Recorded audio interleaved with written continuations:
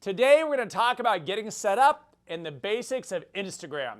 For those of us in the aesthetics, beauty, and med spa world, Instagram is a fantastic marketing and connecting platform for you. Is Instagram our future? The world of marketing has so many avenues, from Google to Facebook to Instagram to YouTube to text, email, but Instagram has become everything. There's still a lot of people following the trend of getting away from Facebook and actually favoring Instagram for their marketing and big announcements.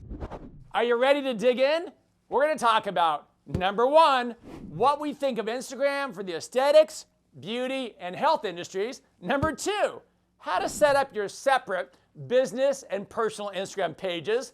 Number three, how to pick your handle and how the handle works. Number four, how to define your audience and why everything you do should revolve around them. Oh, and a special Louology tip. Let's get rolling.